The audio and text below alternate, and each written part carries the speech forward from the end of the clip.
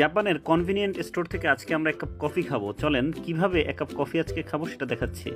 এখানে মেয়েটা মনে হয় লজ্জা পাইছে, তাই মুখ সরায় ফেলছে। যাই হোক, তো কফির জন্য প্রথমে পেমেন্ট করবেন এবং ওকে বলবেন, দোকানের যেই লোক থাকবে তাকে বলবেন যে আপনি কি কফিটা খেতে চান, কোন সাইজের কাপ পেতে চান। যেমন এখানে রেগুলার সাইজ আছে, লার্জ সাইজ আছে, আপনি যেটা বলবেন সেই কাপটাই আপনাকে দিবে।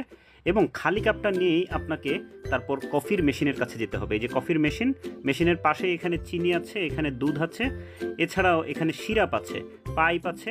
এখান থেকে আপনি যতটুকু পরিমাণ দরকার সেটা আপনার কাপে নিয়ে নেবেন। আর যদি না লাগে সেটা তো যারা ব্ল্যাক কফি খান সেটা ভিন্ন কথা। এরপরে এখানে বাটন চাপ দিতে হবে, অর্থাৎ আপনি যেই কফিটা খেতে চান। আমি ক্যাফে লাটে খাবো, তাই আমি ক্যাফে লাটের যেই এম সাইজ আছে সেই এম সাইজে ক্লিক করেছে। এখন অটো এই যে দুধ এবং কফি একসাথে পড়তেছে, এটা ক্যাফে লাটের। আর নর্মাল যে কফি আছে সেখানে শুধু কফিটাই পড়ে, অর্থাৎ নর্মাল কফি খাওয়ার ক্ষেত্রে আপনাকে দুধ চিনি একটু আলাদা করে বেশি করে নিয়ে নিতে হবে, যারা যেমন পরিমাণ খান।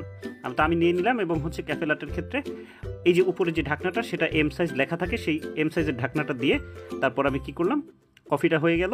এখন আমি এটা আরাম করে খাবো। এই হচ্ছে কফি। ধন্যবাদ সবাইকে।